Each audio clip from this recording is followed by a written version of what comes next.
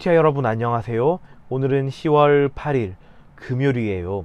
함께 기도하고 오늘의 큐티 시작해요. 하나님 아버지, 오늘 아버지의 말씀 앞에 서게 하시니 감사합니다. 이 말씀을 읽고 묵상할 때 하나님의 뜻대로 살아가는 저희 되도록 인도해 주세요. 예수님 이름으로 기도합니다. 아멘. 오늘 큐티의 제목은 하나님의 뜻을 따라요예요. 함께 읽을 말씀은 예레미야 34장 2절, 8절, 11절이에요. 이 석절 말씀을 정선우 친구가 우리를 대표하여 읽어드려요. 예레미야야, 유다 왕 시드기야에게 가서 여호와께서 이렇게 말씀하셨다고 하여라. 보아라, 내가 곧 이 예루살렘 성을 바벨로니아 왕의 손에 넘겨주겠다. 시드기야 왕은 히브리 종들을 다 풀어주기로 예루살렘에 살던 모든 백성과 언약을 맺었습니다. 그러나 그 뒤에 그들은 마음이 바뀌어 다시 데려다가 종으로 삼았습니다. 너는 가서 유다의 시드기야 왕에게 아뢰어 이르기를, 여호와의 말씀에 보라, 내가 이 성을 바벨론 왕의 손에 넘기리니 시드기야 왕이 예루살렘에 있는 모든 백성과 한 가지로 하나님 앞에서 계약을 맺고 자유를 선포한 후에 그들의 뜻이 변하여 다시 내기로 삼았더라. 아멘. 하나님께서는 예레미야에게 오늘 좀 예레미야에게 어려운 일을 하라고 말씀하세요. 그것은 바로 당시 이 유다의 왕이 시드기야 왕이었는데, 이 시드기야 왕에게 찾아가서 이렇게 말하라고 하셨다는 거죠. 2절이에요.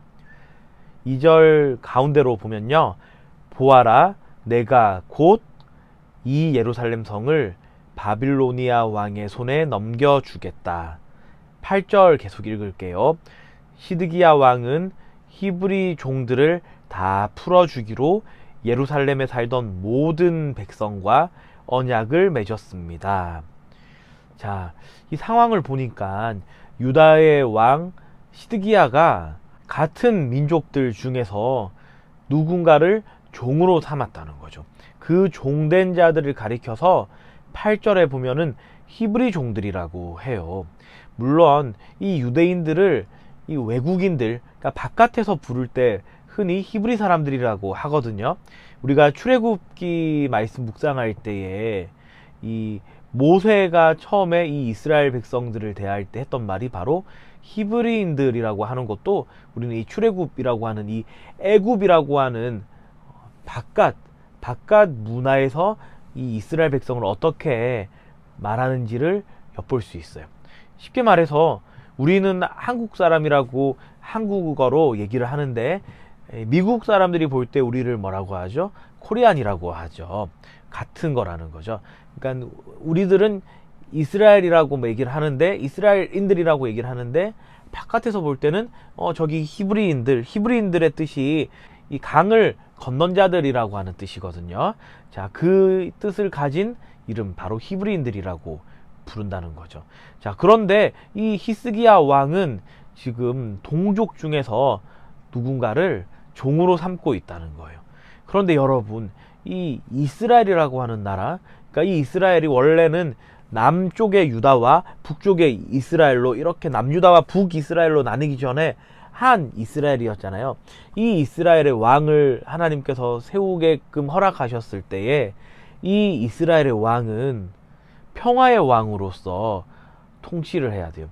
어떤 평화냐면요, 하나님께서 주시는 평화, 하나님의 사랑에, 하나님의 긍휼에 기인한 그 평화의 다스림을 하는 대리자로서, 그러니까 참된 왕은 하나님이시고 그 하나님의 역할을 대신하여서 이 땅에서 역할해야 되는 사람으로 왕을 허락하셨어요. 그런데 이 시드기야 왕의 모습은 전혀 그렇지가 않죠. 힘의 논리로, 세상 사람들과 똑같이 힘의 논리로 우리 동네 사람들이 더 힘이 세고 강하니까 저기 있는 사람들을 우리의 노예로 삼자, 우리의 종으로 삼자, 그렇게 살았다는 거예요. 이렇게 하면은 하나님께서 이 예루살렘 성마저도 저 바벨론에게 넘겨버리겠다라고까지 경고하는 이 경고의 말을 예레미야에게 하라고 말씀하신 거예요. 예레미야의 입장이 참 난처했을 거예요. 왜냐하면은 이 정도로 이 동족을 따로 나누어서 노예로 삼을 정도의 왕이라면은, 여러분, 이렇게 듣기 싫은 얘기했을 때 고분고분 잘 들을까요? 아마도 상당히 노여워하고 화를 내면서 이 말을 전하는 이 예레미야를 가만두지 않을 수도 있어요. 그런데 이 시드기야 왕은 태도를 바꾸죠. 모든 백성하고 언약을 맺었대요. 그런데 목사님은 여기서 언약보다는 우리가 평소 주일마다 읽고 있는 개역개정 성경의 번역어가 더 좋아요. 계약을 맺었죠. 약속을 했다는 거예요. 왜냐하면 목사님은 이 성경에서 언약이라는 표현은 하나님께서 사람과 약속 맺으실 때만 썼으면 해요. 왜냐하면은 하나님의 약속은 사람들이 맺는 약속하고는 완전 다르잖아요. 그런 데서 좀 쉽게 차별화시키고 구분하면은 조금 더 하나님의 약속의 내용을 우리가 잘 알아차릴 수 있기 때문에 사람들 간의 이 약속이나 또는 계약은 그냥 계약으로 두는 게 좋을 것 같은데, 아마도 이 쉬운 성경 번역하신 분들이 이 언약이라고 하는 히브리어의 원래 뜻이 계약이라고 하는 의미도 가지고 있기 때문에 이렇게 계약이라고 안 하고 언약이라고 표현한 것 같아요. 자, 이렇게 약속까지 했던 것을 11절에 보면은 이 시드기야 왕은 마음을 바꾸어서 다시 그들을 데려다가 종으로 삼았다고 기록하고 있어요. 이런 시드기야의 모습은 하나님의 뜻대로 살아가는 모습이 아니라 자기 마음대로, 자기 하고 싶은 대로, 자기 눈에 좋은 대로 하고 살아가는 모습이에요.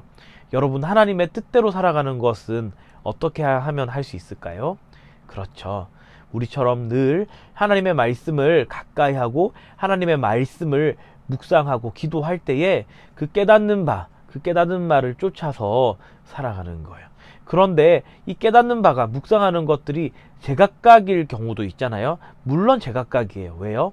우리가 살아가고 있는 환경이나 또 내가 이 말씀을 읽더라도 내가 묵상하고 있는 것이, 목사님이 묵상하고 있는 것과 여러분이 묵상하고 있는 것이 같을 수는 없잖아요. 이렇게 묵상할 수도 있고 저렇게 묵상할 수도 있어요.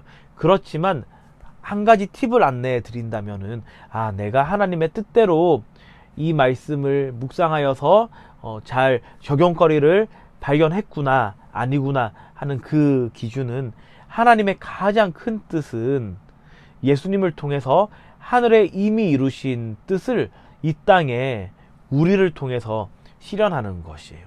그것은 바로 하나님께서 이 천지를 창조하실 때 가지셨던 목적과도 일치하는 거예요. 하나님께서 천지를 창조하셨을 때 가지셨던 그 목적이 무엇일까요? 바로 하나님과 우리가 사랑의 사귐을 누리게 하는 거예요. 하나님과 우리가 영원히 함께 거하며 서로 사랑을 나누게 하는 것이 하나님께서 가지셨던 천지 창조의 목적이에요. 그 하나님과 우리의 이 영원한 사귐을 위해서 예수님을 이 땅에 보내셨고, 예수님을 통해서 그 뜻이 저 하늘에 완전하게 이루어지게 하셨어요. 그래서 이제 우리는 예수님 안에 있을 때에 누구나 다 어느 누구를 통하지 않고 바로 하나님께 나아갈 수 있는, 하나님을 묵상하고 하나님을 경험할 수 있게 큰 은혜를 베푸신 것이죠. 따라서 이것이 하나님의 뜻이구나 하는 것은 먼저는 하나님과 우리의 사귐에 유익한 것인가, 그리고 더 나아가서 하나님과 우리의 사귐이라고 하는 것은 나 혼자와 하나님과의 개인적 사귐도 있지만 또 내가 함께 호흡하며 살아가는, 우리로 치면은 유년부 공동체, 또 QTI 공동체, 우리 상도제일교회 공동체, 내가 함께 지내는 이 공동체 안에서 유익이 되는 것인가 하는 것까지 우리는 같이 헤아려 볼 수 있다는 것이죠. 그래서 이것이 하나님과 나의 이 사귐에 유익한 것인가, 또 하나님과 내가 속해 있는 우리 공동체에게 유익한 것인가, 그리고 우리의 신앙의 이 단단하기가, 튼튼하기가 더 건강하고 튼튼하다면은 더 나아가서 우리는 하나 되어 있는 이 교회, 이 지구상에 있는 교회에게 이것이 유익한 것인가 하는 그 큰 이 기준을 가지고서 하나님의 뜻을 구한다면은, 그리고 그 깨달은 바를 내 삶 속에 적용한다면은 우리는 흔들림 없이 하나님의 뜻을 발견하고 하나님의 뜻대로 생활할 수 있을 거예요. 자, 그래서 내 마음대로가 아니라 하나님의 뜻대로 살아가는 멋진 QTI 공동체 되길 주님의 이름으로 축원합니다.